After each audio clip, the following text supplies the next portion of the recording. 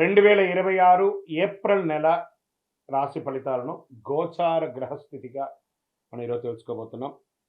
అందరూ ఉగాది సంవత్సరం చక్కగా అందరూ కూడా ఉగాదిని జరుపుకున్నారనుకుంటున్నాను.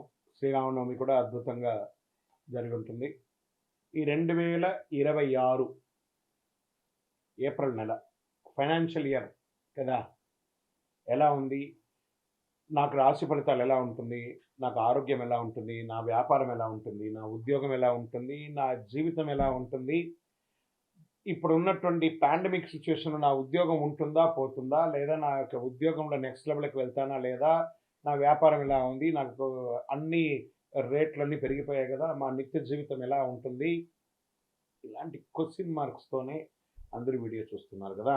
ఏప్రిల్ మాసం మేషరాశి వారికి సద్గురు జ్యోతిషాలయం నుండి 2026 ఈ గోచార ఫలితాలన్నింటినీ మనం తెలుసుకోబోతున్నాం. ఈ నెల కొన్ని అవకాశాలు వచ్చినట్టే వస్తుంది, నిరుత్సాహం ఉన్నట్టే ఉంటుంది. ఏంటి అసలు ఎలా ఉంటుంది, నాకు ధనలాభం ఎలా ఉంటుంది, అనూఖ్యంగా ఎలా పెరుగుతారు అని చెప్పి చూసుకుంటే, ఈ నెల గ్రహస్థితులు చూసుకుంటే శని మరియు రాహు మీనరాశిలో ద్వాదశ స్థానంలో ఉంటున్నారు. ఖర్చులు పెరుగుతాయి, మానసిక ఒత్తిడి ఉంటుంది, విదేశీయ సంబంధాలు పెరుగుతాయి ఈ యొక్క గ్రహం అక్కడ ఉండడం వల్ల.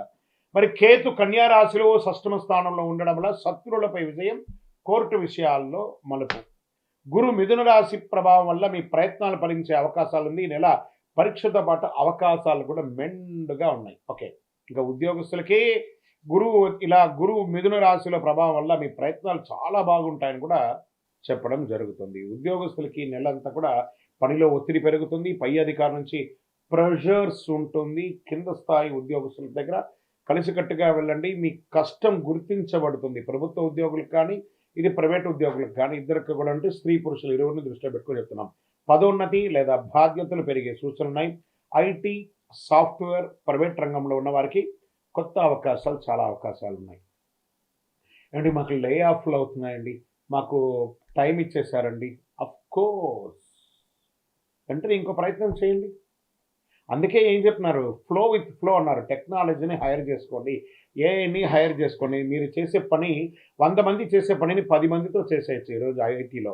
కాబట్టి మీరు కూడా ఆ 10 మందిలో ఒకరుగా మీరు ఉండాలని టెక్నాలజీగా మీరు ముందు మారండి. అది కనీసం మీకు చాలా ఉపయోగం ఇస్తుంది. ఇంకా సర్వీస్ రంగంలో డాక్టర్స్ కానీ, అడ్వకేట్స్ కానీ, లేకపోతే సర్వీస్ మన డిఫెన్స్ వాళ్ళు కానీ, పోలీస్ రంగం వాళ్ళకి కానీ ఖర్చులు కూడా పెరిగే అవకాశాలు ఉన్నాయి.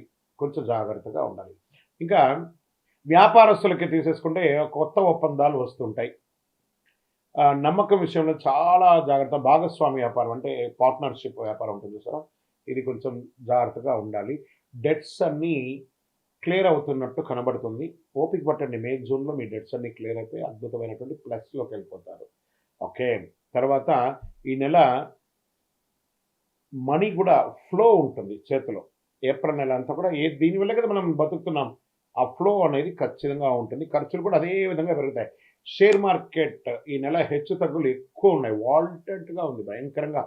అందులోనూ మార్చ్ అంతా చూసారు కదా, almost drastic damage. Share market red blood అంటారు చూసారా, అలా అయినటువంటి మార్కెట్ స్థితిగతులు.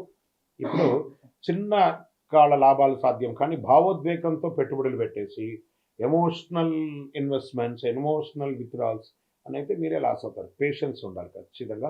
లాంగ్ టర్మ్లో ఇన్వెస్ట్ చేయండి, not short term intraday futures ఆప్షన్స్లోకి వెళ్ళకండి. టెక్నాలజీ మరియు ఫార్మా రంగంలో కాస్త అవకాశాలు ఉన్నాయి, ట్రేడింగ్లో జాగ్రత్త పడండి. ఇంకా రియల్ ఎస్టేట్ విషయంలోకి వస్తే మధ్యస్థంగా ఉంది. పాత డీల్స్ పూర్తవుతాయి, చిన్న చిన్న లాభాలు వస్తాయి. కొత్త పెట్టుబడులకి కొంత వాయిదా వేసుకోండి, చాలా మంచిగా ఉంటుంది. ఇంకా కోర్టు వ్యవహారం, లీగల్ విషయంలోకి వచ్చేసేటప్పటికి పెండింగ్ కేసులు ముందడుగు వెళ్ళే అవకాశాలు ఉన్నాయి. మీకు అనుకూలంగా మారే అవకాశాలు ఉన్నాయి, కానీ ఆతృత పడకండి. అవసరమైతే కాంప్రమైజ్ చేసుకొని కోర్టు లెవెల్లో కాకుండా మీకు మీరే విత్డ్రాల్ చేసుకోవడానికి చేయండి. భూ వివాదాలన్నీ కూడా ఒక కొలిక్కి వస్తాయండి. కుటుంబంలో చిన్న చిన్న మాటలు పెద్ద సమస్యలు రావచ్చు. దాంపత్య జీవితంలో అహంకారం ఒకరికొకరు తగ్గించుకుంటే చాలా మంచిది. పెద్దల ఆరోగ్యం పట్ల జాగ్రత్తగా ఉండాలి. ప్రేమికులు లాంగ్ టర్మ్ జర్నీ చేయడానికి పునాదులు వేసుకోండి. ఓకే, విద్యార్థులు దృష్టి కొంచెం తగ్గుతుంది, కానీ క్రమశిక్షణతో చదివితే మంచి ఫలితాలు వస్తాయి. పోటీ పరీక్షలు, ఎందుకంటే ఇది పరీక్షా సమయం. విద్యార్థులారా గెట్ రెడీ, చాలా చదవాలి. ఇది పరీక్షల సమయం. ఇప్పుడు మీరు చదివే చదువు మీ జీవితానికి ఉపయోగపడే ఒక అద్భుతాన్ని కట్టిస్తుందనమాట. ఇంకా విదేశాల్లో ఉద్యోగం చేస్తున్నటువంటి వారికి, చదువు కోసం వెళ్ళాలనుకున్న వారికి వీసా మరియు ఉద్యోగ ప్రక్రియ ముందుకు సాగే అవకాశాలున్నాయి. ఆన్‌లైన్ ద్వారా ఆదాయం పెరుగుతుంది. ప్రతి ఒక్కళ్ళు విదేశాలు అనకంటే కూడా, ఆ విదేశాలకు వెళ్లి పెట్టుబడి పెట్టి అక్కడ ఇబ్బంది పడే బదులు మన స్వదేశంలో చదివి ఉద్యోగరీతిగా విదేశాలకు వెళ్తే బాగుంటుంది. ఆ ఉద్యోగంలో వెళ్ళిన వాళ్ళు ఆల్రెడీ మేము ఇక్కడే ఉన్నాం గురువుగారు. మాకు హెచ్1 పిక్ అవ్వట్లేదు. మాకు ఇంకో ఇబ్బంది ఉంది. మాకు ఇంకో ఇబ్బంది ఉంది. మా ఉద్యోగాలు లే ఆఫ్ అవుతున్నాయి అంటే కొంచెం తప్పదు. మొత్తం టోటల్ గ్లోబల్‌గానే ఇబ్బంది వచ్చింది కాబట్టి, అందులోనూ మేషరాశి వారికి వెంటనే నిర్ణయాలు తీసేసుకుంటారు. ఇబ్బంది ఉంటుంది. కొంచెం జాగ్రత్త పడండి. కళాకారులకి, మీడియా, యూట్యూబ్ రంగం వారికి చాలా అద్భుతంగా ఉంటుంది. అకస్మాత్తుగా చాలా గుర్తింపులు వచ్చే అవకాశాలున్నాయి. మీరు పెట్టే వీడియోస్ వైరల్ అయ్యి అద్భుతంగా ఉండే అవకాశాలున్నాయి. హీరోయిన్స్‌కంతా కూడా చాలా అద్భుతమైనటువంటి అవకాశం. నటులకి కొత్త అవకాశాలు చిన్న సినిమాల ద్వారా, ఓటీటీ ద్వారా చాలా అద్భుతమైనటువంటి అవకాశాలు పొందే అవకాశం ఉన్నాయి. భవిష్యత్తులో పెద్ద విజయానికి ఇదొక దారిగా మారుతుంది. వ్యవసాయదారులకి అద్భుతంగా ఉంటుందని చెప్పొచ్చు. నీటి సమస్యలు ఉండే అవకాశాలు ఉన్నకుండా సగటుగా ఉంటుంది. ఆరోగ్య విషయంలో ప్రత్యేక జాగ్రత్త ఉండాలి. నిద్రలేనితనం, మానసిక ఒత్తిడి, తలనొప్పి, కళ్ళ సమస్యలు, పాదాలు మంటగా ఉండడము, నరాల బలహీనత ఇలాంటివి కనబడుతున్నాయి. రాత్రిళ్ళు ఆలస్యంగా మేలుకోకండి. ధ్యానం, ప్రాణాయామం చేయండి. తేలికపాటి ఆహారం తీసుకోవడం మంచిది. బీపీ, షుగర్ ఉన్నవారు నిర్లక్ష్యం చేయకండి. మరి ఈ నెల నాకు ఎలా ఉంటుంది? అదృష్ట రంగు నాకు ఎరుపు. అదృష్ట తేదీలు 3, 9, 18, 27. అదృష్ట సంఖ్య 9. అదృష్ట రోజు మంగళవారం. మరి ఈ నెల నేనేమైనా పరిహారాలు చేసుకోవాలా అనంటే, మంగళవారం సుబ్రహ్మణ్య స్వామిని ఆరాధించండి. శనివారం శని గాయత్రి జపం చేయండి. ఎందుకంటే ఏలనాటి శని నడుస్తుంది కాబట్టి జాగ్రత్తగా ఉండాలి. ప్రతిరోజు ఓం నమఃశివాయ, ఓం శనైశ్వరాయ నమః అని 108 సార్లు పారాయణం చేయండి. హనుమాన్ చాలీసా చదవండి. అడ్డంకులన్నీ తొలగుతాయి. నల్ల నువ్వుల నూనెతో మీ వయస్సు ఎంత ఉందో అన్ని మీ ఇష్టదైవంలో, కులదైవంలో, మీకు ఇష్టదైవ దేవాలయంలో కనీసం శనివారం నెలకు ఒక్కసారైనా వెళ్ళి దీపం వెలిగించండి. విజయోస్తు.